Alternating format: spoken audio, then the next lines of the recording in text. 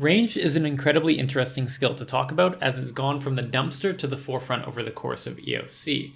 It's almost like that nerdy, scrawny guy in high school who comes back to his high school reunion all buffed and rich.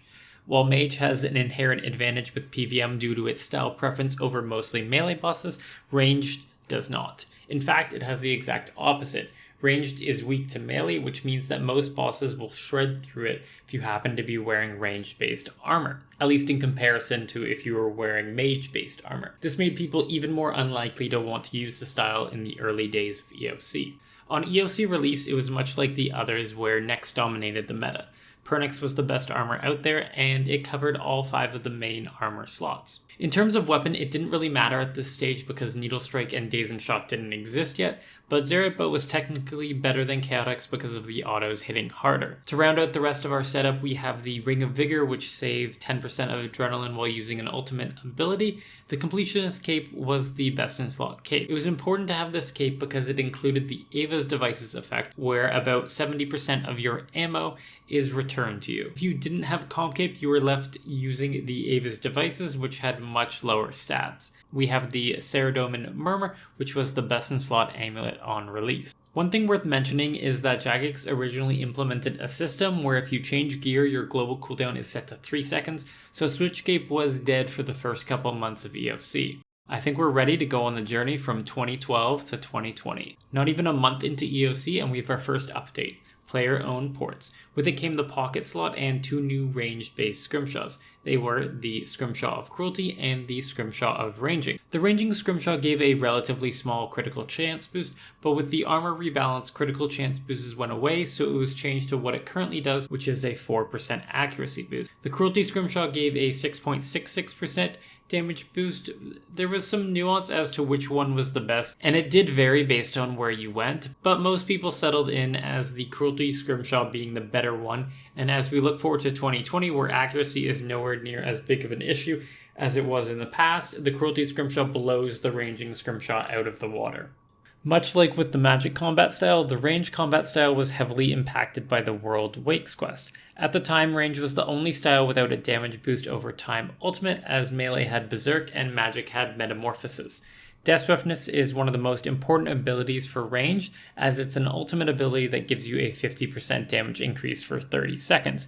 This is weaker than the 100% damage boost that melee gets from Berserk, but the fact that it lasts for 30 seconds makes up for it.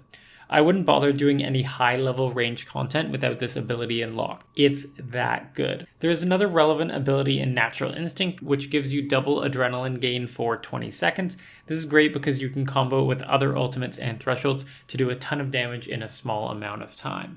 March of 2013 was the first major ability change for range as 2 new abilities were released, Needle Strike and Dazing Shot. Needle Strike increased the damage of your next ability by 5% and required dual wield range to use, while Dazing Shot reduced the target's accuracy by 10% for their next attack and required two-handed range. This created a huge rift in the dual wield two-handed balance, as dual wield was now considerably better, as more damage is always better than taking less damage. Two-hand range did hold some relevancy on Slayer due to better autos and longer range, but for bossing, dual wield was the best, and it was the time of Chaotix. April of 2013 gave us what I like to call EOC 2.0. This was the point where Jagex created the 3 armor classes that we have today. Power armor is essentially the DPS armor. You would trade in less armor stats for being able to do more damage. Tank armor is the armor you would wear to soak up most of the damage and give you the most HP. And hybrid armor would be the armor you could wear with any style, but you would have a large armor reduction penalty and no damage bonus. The decisions made in 2013 are still rearing to this day, as power armor has dominated the meta and it doesn't look like it's ever going to change. The defensive penalty for using power armor over tank armor is meaningless, as the best way to take less damage is to kill the boss quicker, and barring any overpowered special effect, tank armor sees absolutely no use.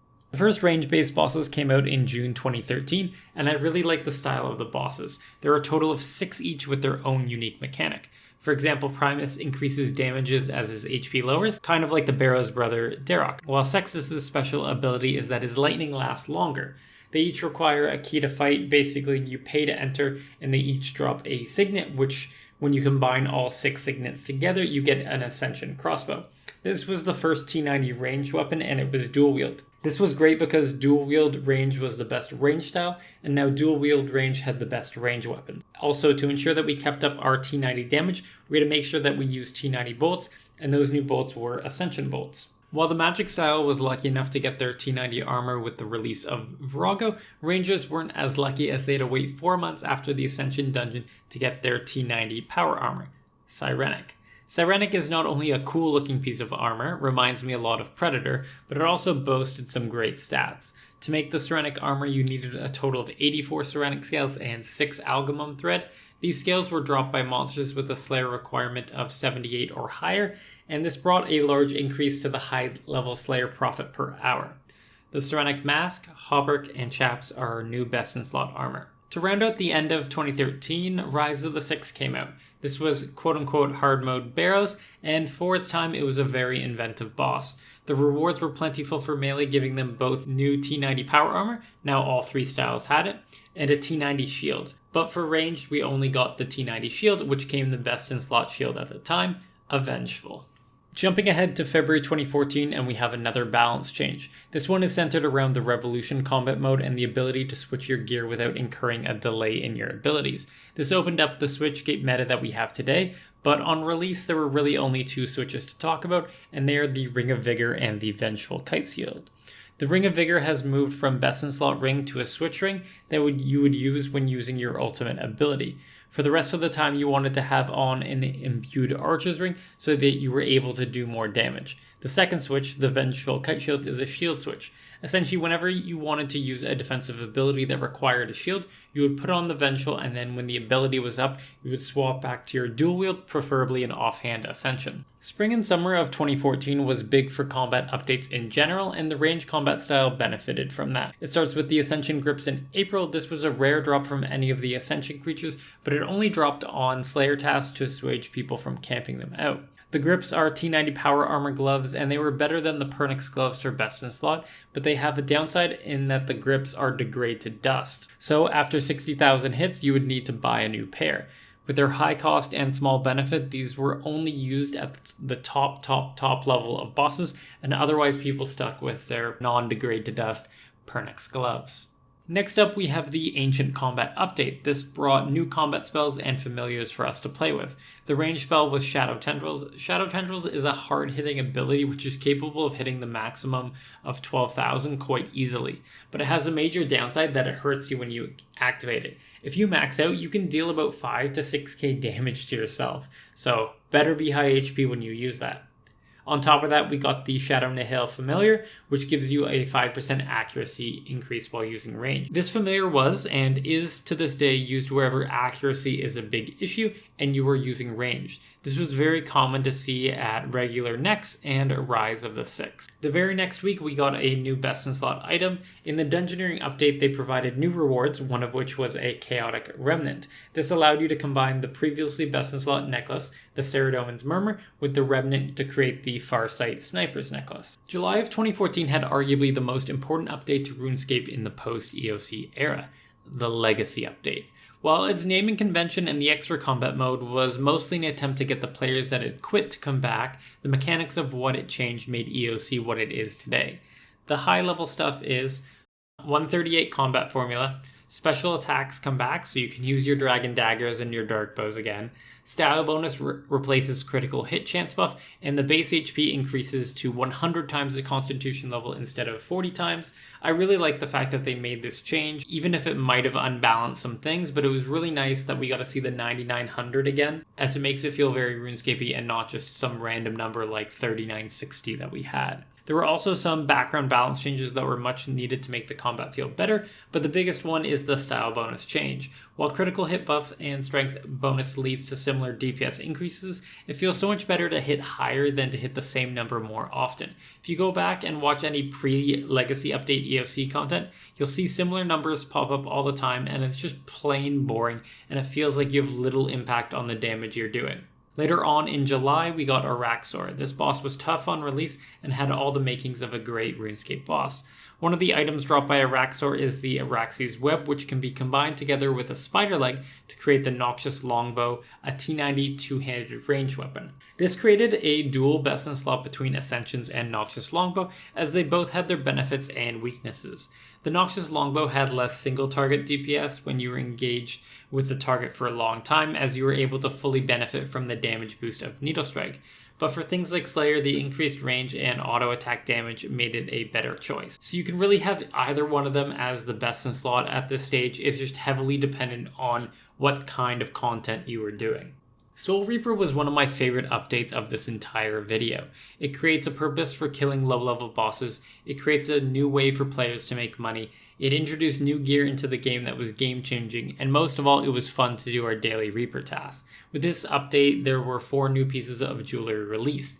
The Amulet of Souls was the best all-around amulet, as it had a plus 46.3 style bonus, which is plus 2.2 higher than the previous best in slot Farsight Sniper's Necklace. On top of that, it also has 2 special effects, which you can normalize down to 20% damage reduction while using Protection Prayers, and an 18.75% healing increase while using Soul Split. There was a second more niche necklace called the Reaper's Necklace, which provided a plus 3 hit chance boost, but it only had a style bonus of 36.8 and it didn't have any other special effects. This meant that most people mained the Amulet of Souls and only used the Reaper Necklace when they really needed the hit chance buff. The other 2 Hydrix items, Death Touch Bracelet and Ring of Death, both immediately became best in slot. The Death Touch Bracelet has the ability to reflect some damage taken back to the monster attacking you, and the Ring of Death has a chance to give you extra adrenaline when killing a creature. On top of that, there is a newly implemented death system. You had to pay GP to get your items back based on the items you had on you when you died. For people with high death costs, they really wanted to use the Ring of Death, and it would lose 15% charge and save you from 1 death. These were rechargeable with onyxes, which brought onyx jewelry from out price up to a more stable 2 to 3 mil over the next couple of years. The Ring of Death's time at the top was pretty short-lived, as the very next update we want to talk about is Broken Home. This was the Halloween event from 2014, and it came with a permanent quest. Once you completed the quest, you could replay the quest and try to complete challenges within it, and if you completed all of them, you would get the Asylum Surgeon Ring. This ring had a plus 21 style bonus, which was 4.2 lower than the Ring of Death, but its special effect more than made up for it. It has a 10% chance to save the adrenaline cost on a threshold ability, and a 40% chance to save 25% of the adrenaline cost of a special attack. Essentially 10% adren save on thresholds and 10% adren save on special attacks. The first of our patch note updates on November 3rd, 2014, Dominion Tower gloves were made good again. They now exist in the glove spot and act as T80 gloves. On top of that, they also have a special effect where basic abilities can do more damage. These gloves would last for 4 hours of combat and then degrade. They were widely considered best in slot wherever the monster you were fighting was reflect immune, as that meant the Death Touch Bracelet's special effect did not work. These have kind of fallen out of relevancy of late, but for something like Greater Ricochet, they would be a great switch to go to, as you can still get that massive damage boost on your Grico. Arguably the most minor upgrade you will see in this entire video. The second batch of Elf City in the fall of 2014 gave us a Tier 1 task set, and with that we got the Tier 1 quiver. One type of ammo can be stored in the quiver, and it gives you +1 prayer bonus for each level of the task set you've completed. And if you had done the elites, that would be +4. It should be noted that on release you couldn't actually add ammo to the quiver, which is kind of hilarious because it meant that the range style wasn't able to get the benefits from the quiver, but the quiver is basically a ranged item. Fast forward 6 months and not much has changed for our ranger here, but with the Rune Dragon update, we have something to talk about. The Flare Frost boots, which were made by combining 2 Glaven wingtips with the ranged Glacore boots, Glaven boots. These boots were now the new best in slot range boots. However, like other T90 armors, they fell victim to the degrade to dust mechanic. These boots cost over 50 mil, last about 30 hours, and once the 30 hours are up, they turn back into the Glaven boots. They only provided +1.8 style bonus over the Pernix boots, and they were aptly named Dice boots, as the only people with nothing to do with their money would use those boots. They also had a niche effect with necks, where it helped out with solos, as you could get the right balancing of armors so necks wouldn't MD you. Summers for bosses and 2015 didn't disappoint. We got Mod Chris L's Last Hurrah as raids. The Liberation of Mazcap was released. This raid was essentially 2 bosses, Beastmaster Durzag and then Yakamaru. There were 2 primary drops from the boss. First of all is Acto Tank Armor. This was untradeable T90 tank armor. Not only did it do a good job of keeping you alive, but if you had 3 or more of the pieces equipped, then you had a chance of resetting the cooldowns on all of your defensive abilities. This is the ultimate tank armor and is great for learning bosses or doing no food challenges, but as it's tank armor, it doesn't have a chance to be best in slot in the current PvM landscape. The second notable drop was 4 new abilities, 3 of which are suitable for range. Corruption Shot deals 60 to 300% ability damage over 5 hits, and it chains to nearby opponents, so you have a large group of opponents together, you can really chain it. This ability was such a major increase to range. Not only was it the best damaging basic, but it also had the ability to go to multiple monsters, making it deal even more damage. The only downside to this ability is that because it was a bleed, it could be overridden by other people if you were group bossing. But even then, as long as you got 2 hits of Corruption Shot in, it was well worth using. Storm Shards and Shatter. This ability allows you to store up damage from easy parts of the fight and then release it in one big hit for the difficult parts of the fight. Each time you use Storm Shards, it adds a stack to the boss up to a maximum of 10, and then when Shatter is used, it releases all the stored damage on the boss. So if you have an early part of the fight where you just want to put up damage, your DPS doesn't matter, and then you can release it at the end of the fight where you're going to need that damage the most. Onslaught is an ability that allows you to deal rapid amounts of damage by draining your adrenaline and HP and channeling it towards your target. This ability is much more of a niche ability, and it's only used in specific locations where the adrenaline and HP cost is worth the extra damage. Jagex attempt to make Slayer a little more interactive with tough but rewarding Slayer creatures in the month of November 2015 led to our beloved Pack Yak getting replaced. There was a new and better Beast of Burden familiar, the Pack Mammoth. It had 32 slots instead of 30 for the yak, and it was able to eat food directly from its inventory without losing adrenaline. Though expensive, it quickly became a staple at new and long boss fights where its bonuses over the yak would show up. Invention changes everything. Well, not everything, but basically everything. It allows us to augment our items, meaning that anything that wasn't augmentable immediately became less worthwhile. This hit the T90 armors hard as they were degrade to dust, and Jagex hadn't prepared a way to have them still degrade to dust, but also be augmentable. So they just couldn't be augmented on release. This meant that Pernix reclaimed its old spot as the best in slot range armor for at least the body and chap slot. One range specific item that came out of the Invention update was mechanized Chinchampa, which are commonly referred to as mech chins. These were T75 Chinchampas, and post EOC, the red Chinchampas had been nerfed and less effective as they were made into T55 range weapons. The low level led to low accuracy and low damage, making it better to just single target mobs with a higher tier weapon. With the release of mech chins, it was now viable to use places as you could get enough accuracy with the chins being a T75 weapon. Mech chins were used places where you could hit multiple targets, and if we're thinking about today, you could do this on Slayer, Next Angel of Death, Rise of the Six, or Elite Dungeons. For base perks, starting off, while some rare niche combo perks did exist, without a perk calculator it was very difficult to discern whether a combination was worth going for or not, so the majority stayed with the base perks, which was Precise 5 and Equilibrium 3 on the weapon. For armor we had Crackling 3, Mobile, Impatient 3, Devoted 3, and Biting 3, and then on your shield you had Turtling 3. The Invention update also opened up avenues that now new bosses don't necessarily need to drop new best in slot items, but instead they can drop items that can be disassembled into new components, and we got just that with the release of God Wars Dungeon 2 2 months later. God Wars Dungeon 2 had a total of 4 bosses on release, and while none of the items were best in slot, they were able to be disassembled into unique components that gave us new gizmos. The Twin Furies gave lunging components which made bleeds deal more damage, but this came at the cost of the walking the bleed effect being reduced from 2 to 1.5 times. This made lunging a dead switch for the range style, as it was better to just walk the bleed and not have to deal with a switch. Hellweir gave planted feet components which made damage boosting ultimates last 25% longer at the cost of the bleed damage from the ultimate. It is still a switch to this day, commonly either found on a lower tier main hand weapon or a repriser. Grigorovich gave us Karoman components which make AoE abilities like Chain and Ricochet hit additional targets. This perk didn't fall into grace with the ranged combat style as it was for very niche uses like Slayer or tagging a lot of enemies at once.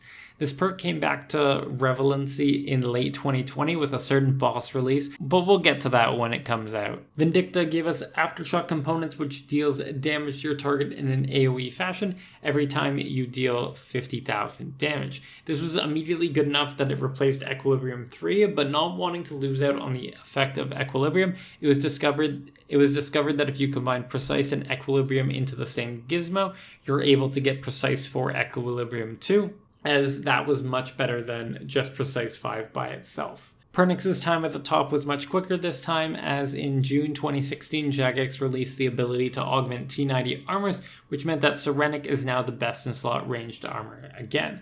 It's still degraded to dust, but you had to re-augment it every time you bought a new set and could transfer over the levels and perks to the new items. June 2016 marked a momentous moment for RS3. We finally broached the T90 tier and moved into T92, and it all started with Telos. Its fun streaking mechanic and enrage pushing made for an interesting and constantly changing challenge for the players, and they were rewarded with 3 different T92 weapons. The ranged weapon that came out of this boss was not very good on release, and it had a host of problems. First off, the range was only 7, despite it being a longbow. This was 2 squares less than the Noxious longbow, and the same as dual-wield crossbows. This made it tough to use at places where the range was important, like necks. A lot of people stuck with their Noxious longbow instead of upgrading to the Saren Godbow. This was fixed in April 2018. Secondly, the special attack didn't take damage boosts like Death Swiftness into consideration, making it not as good as it is now. This was fixed in January 2019. On top of that, the Ingenuity of the Human Sigil was not released until December 2018, making the special attack something you could only use with ranged. And finally, because it is a charge bow, it couldn't use any special ammo at the time of release. This included stuff like Dragonbane arrows, so if you were trying to kill QBD, your Saren Godbow would actually be worse than a Noxious longbow.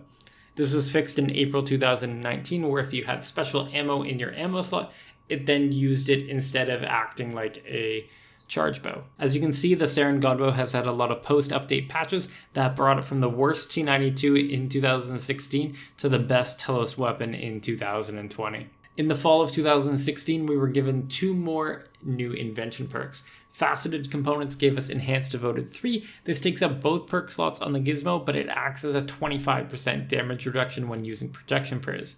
This replaced the Devoted 3 gizmo we had previously, which only provided an 18% damage reduction.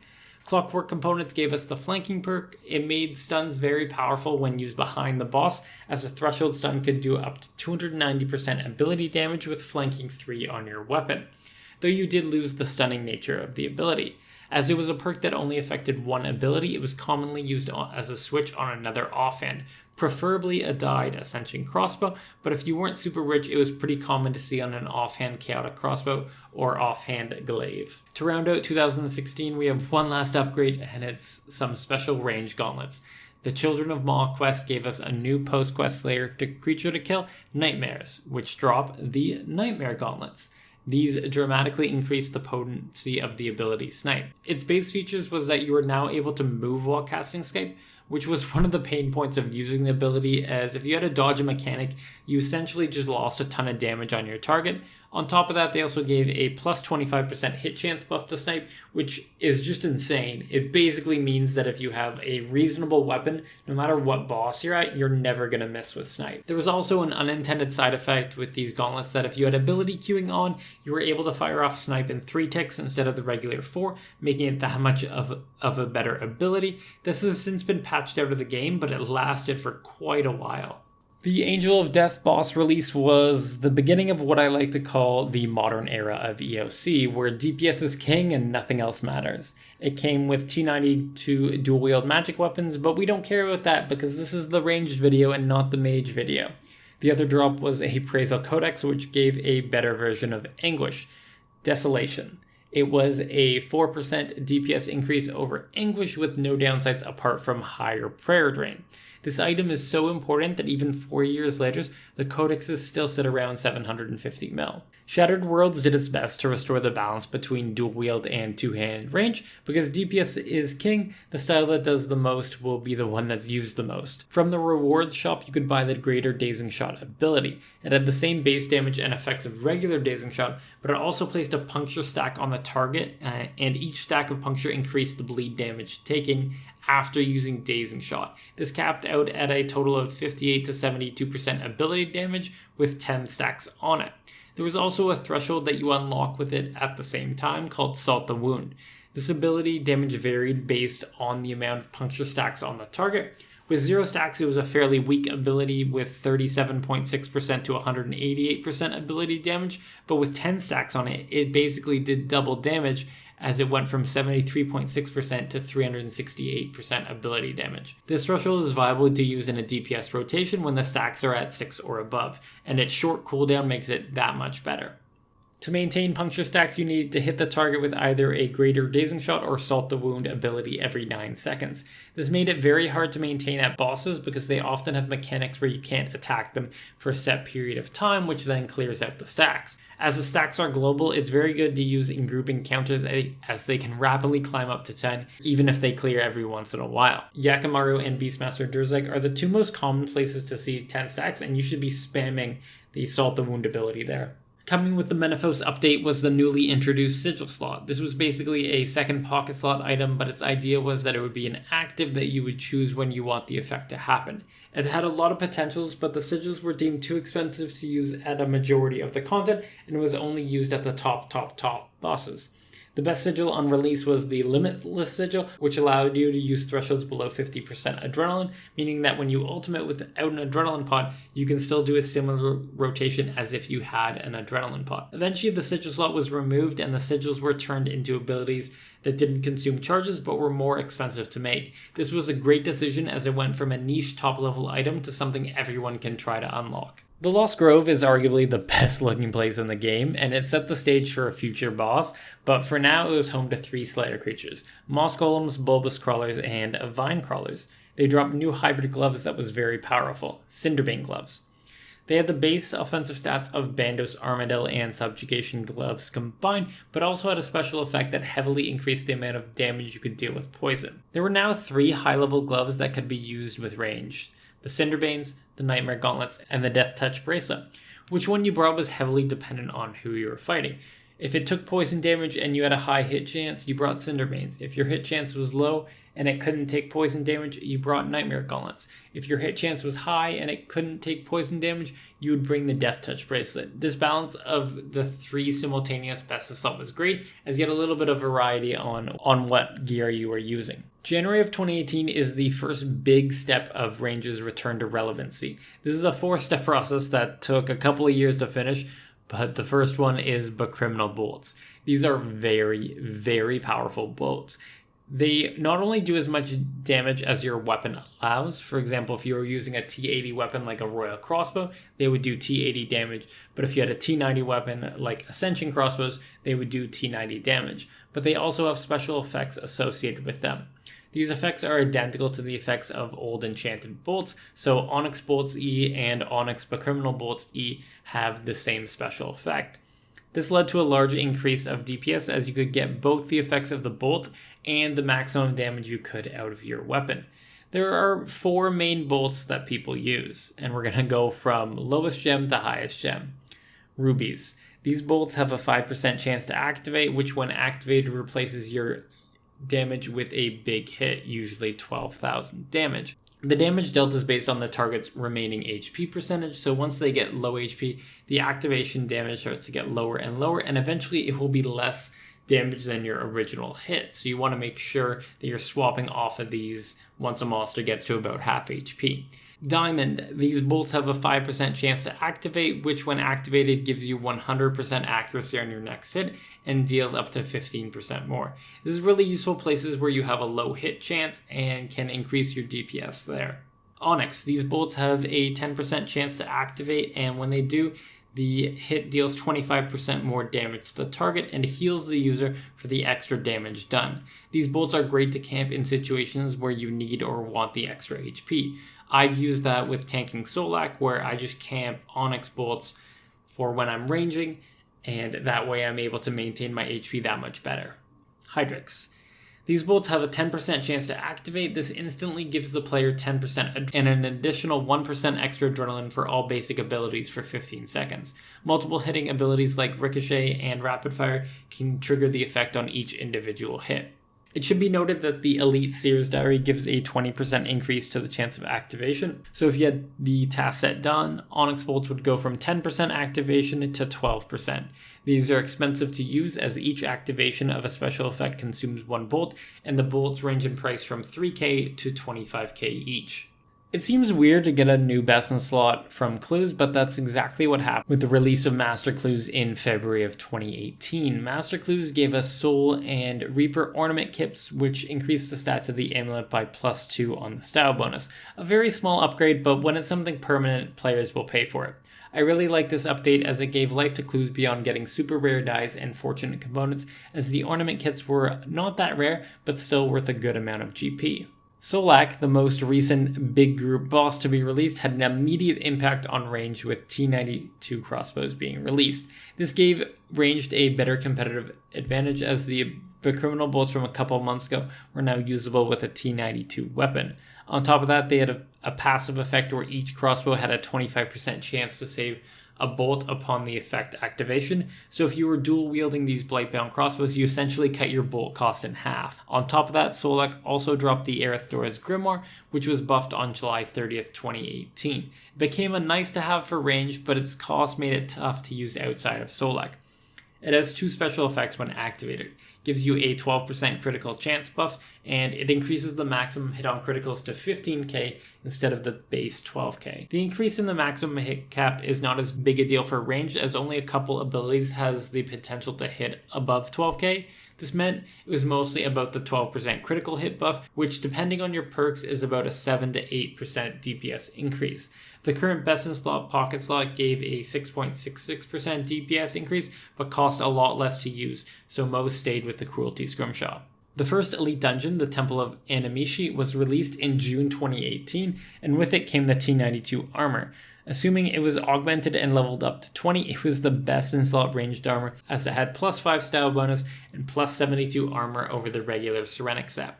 At this time, it was extremely expensive to maintain because it degraded to dust and took about 500 mil to make the full set. It did have the special effect where inside elite dungeons it would not degrade, so many top level PVMers had a set of elite Sirenic for ranging the dungeons. The degrade to dust was changed in June 2020, 2 years later, and it became worthwhile to use the armor outside of the elite dungeons. In December of 2018, the minigame Mobilizing Armies was removed. This meant that the ring imbue system had to go somewhere, and that was placed with raids. You could use your techie, which you would gain from each raid, as a currency to imbue your rings. This gave us a new best in slot ring, as the imbued Ring of Death had a +2.5 style bonus over its non-imbued version. The Eldritch Crossbow came out in February 2019, and this was step 2 in range's return to relevancy. The final elite dungeon culminates with us defeating the Ambassador in an underwater dungeon. Pretty cool if you ask me. Its reward is another T92 crossbow, but this one is two-handed. As mentioned earlier, dual wield is more single target DPS than two-hand, so to make this crossbow usable, it gave a very cool special attack. Split Soul. Soul Split usually heals the player, but instead of healing player when Split Soul is up, it deals damage to the target equal to 4 times what you would have healed. This is a really cool special effect, as you cannot heal with Soul Split while the special is up, so you need to think about your HP being high before activating it, or be ready to eat some food while it's active. On top of that, because Soul Split has diminishing returns on large hits, abilities like Fragmentation Shot and Corruption Shot, which are strong abilities that hit often but low, are better when the special is up. And this creates different ability optimization opportunities, as the abilities you want to use under Split Soul and the abilities you use for regular basics are different. Not to fully leave bows behind, Blackstone arrows came out with this update. Each arrow used to reduce the armor's target rating by 0.75% up to a maximum of 20 hits for 15% reduction. This was really nice to use with the Saren Godbow special attack, as it was now able to take ammo despite it being a charge bow. This helped to increase the accuracy on the target. These arrows, however, are very expensive to use because there's a 100% activation chance on every ability, so you lose a lot of arrows. With that in mind, you wanted to swap off to another ammo once sufficient armor reduction had been obtained, as it'll last for the entire fight. I would argue at this point that range has surpassed mage in terms of DPS, but melee was still king. Most people stuck to their old mage ways, as this was the style that they were most comfortable with and had the most experience. But there were some range 1 tricks at this point, and they were definitely pulling as much DPS. June of 2019 was a tough time for PVMers as they removed the Reaper requirement from the completionist cape. At the same time, Jagex stripped away all of the perks on the comp cape, making it purely cosmetic, and the benefits that were originally attached to the cape were now usable with any cape once you had unlocked it. For example, maxing used to give you 3 skill cape perks, so if you're maxed, you would now have access to 3 skill cape perks, regardless of which capes you had equipped. This meant that any cape could now be the best in slot cape, but the one with the best stats was the range kiln cape, Tokhar Kalzil. This is a pretty old piece of content, so if there is one equipment slot where I want Jagex to focus on for 2021, it's the cape slot. Coming alongside this change, the Ava's devices were changed to be a passive unlock upon completion of the Animal Magnetism quest. This made the current range cape perk obsolete, as all it did was provide the Ava's effect. This prompted Jagex to change the range cape perk to what it is today, and it provides a 20% buff to the activation chance of enchanted bolts. This stacks with the Seer's Elite Diaries, so when both are active, the buff is 44%. So our Onyx Bolt example from earlier, which is a base 10%, goes to 14.4% with both of these buffs active. Anachronia had a lot of great things on release for melee and mage, but there really wasn't much for range except for the bone blowpipe, and it's in this video not for its stats nor its special effect. It's here because it's a broken keepsake item. Keepsaking the upgraded bone blowpipe makes certain ranged abilities like snapshot, rapid fire, piercing shot, dazing shot, and ricochet land 1 tick faster when using two-handed range. The damage you deal is the same, but the hits come in quicker. This really adds up in a place like Nex, where there are 5+ phase transitions, and you save 1 tick each time. To get this effect, you need to be close to the target, so there at least is some downside. This is why all the high-level PVMers have the blowpipe overriding their Eldritch crossbow. It's not because they think it's pretty. As mentioned earlier, the sigil slot was only a temporary thing, and it was officially removed on August 19th, 2019. This made all sigils now an unlockable ability, which made for some good power creep, but it moved the item from a niche top-level item to something all PVMers to go for, so I'm not going to complain. The 120 Herblore update in fall of 2019 brought about 2 new potions that are viable for range. First up, we have the vulnerability bombs, and while this seems small, it's actually so freaking huge. Vulnerability was often something that's only used with the magic style, and it gives you 10% extra damage. This was a big part of making magic a powerful style, but now with the cost of 10 to 20 KGB, you can get the same effect. This was the initial steps of killing the magic style. The second potion is a simple Herblore upgrade. Stats were now boosted to 120 when using Elder Overloads over Supreme Overloads, so it became the go-to overload now. And once you had Supremes, the cost to go from Supremes to Elders is pretty small in comparison, so you might as well just use Elders. Archaeology is a doozy, delayed but eventually out in March of 2020. You could probably make a whole topic about all the changes that came with Archaeology, but let's go through pretty rapid fire because this video is already too long. Ripper Demons replace the Steel Titan as the DPS familiar. You deal more damage as your opponent loses HP, meaning that the tough end parts of fight you now have more damage at your disposal. They were nerfed after about a month of release for being too strong, and they were absolutely broken, but even in their nerf state, they are still way better than a Steel Titan. The relic system was introduced, and by the time you reach 99 Archaeology, you can get 500 relic power. This allowed the use of different relics, but the 2 that stood out right away were Berserker's Fury and Fury of the Small. Berserker's Fury made you deal more damage the lower your HP is, much like how the Darok's Barrows set works. Fury of the Small gives 1% more adrenaline on every basic ability used, making it quicker to get to ultimates and thresholds, and changed a bunch of ability rotations to have a lot more DPS. Ancient Invention came out, which changed the landscape of perks. Better combinations were possible, and the highest rank for perks went up +1, so Precise could now go to 6, and Aftershock could now go to 4. Here's a list of all the best in slot perks now. There are 2 new perks from the Archaeology update, and they both make it onto the list right away. There are a lot of things within this skill, but they're way too small to talk about in this video.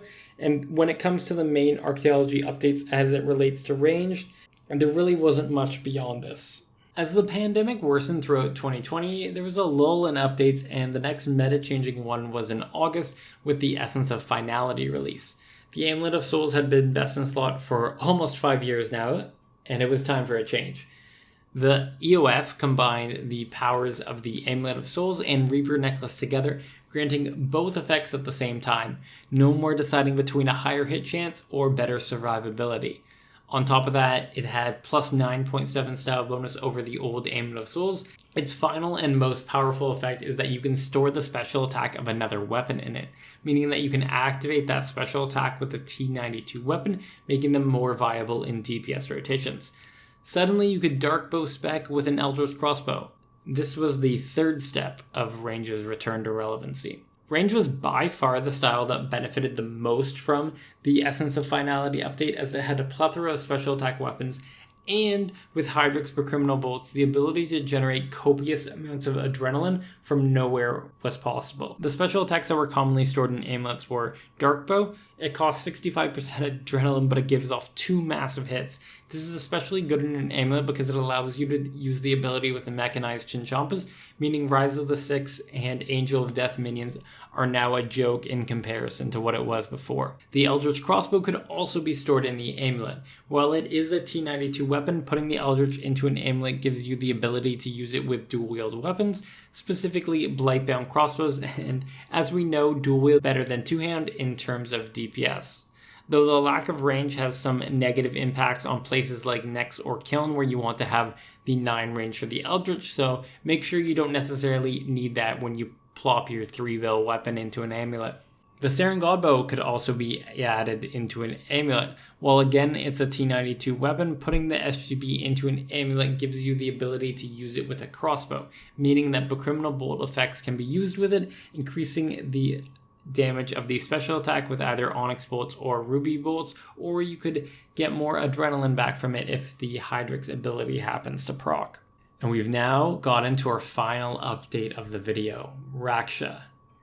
This was the moment where everyone finally realized that range was OP again, myself included. I wish I jumped on the bandwagon earlier. Let's start with the less important drop, Fleeting Boots and the Shadow Spike. Fleeting Boots have the same stats as Laceration and Blast Diffusion Boots, but they have their own special effect. They give the ability to move while channeling Rapid Fire. This is great because I often felt myself canceling Rapid Fire and worrying about when I could activate so as to not walk the ability. It's just a nice peace of mind and less building your rotations around the mechanics. You can add a Shadow Spike to it, and doing so makes it into a T90 boot with T90 stats. This replaced the Flare Frost boots as the best in slot boots.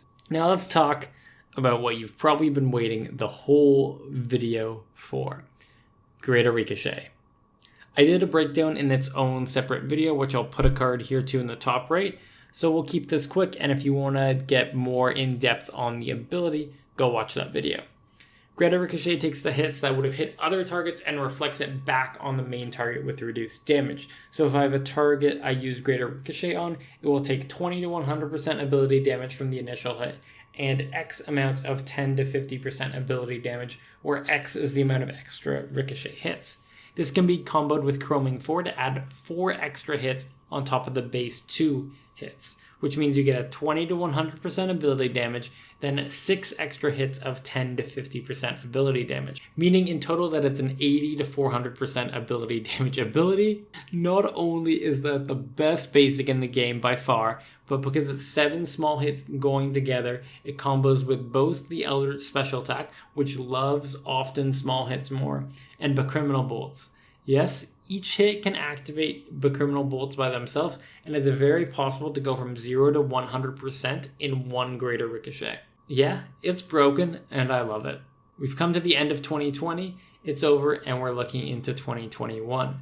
With the Rex Matriarchs and hopefully God Wars Dungeon 3 coming, looks like we have an exciting meta-changing year ahead of us. I've now completed all 3 styles from 2012 to 2020. These videos do take a lot of effort to make. The script alone for this video was 8,000 words long. So yeah, I would really appreciate it if you leave a like down below. It really helps get the video out and gets more people to see it. And if you're enjoying the content I'm creating, consider subscribing. But past that, I'll catch you in the next one.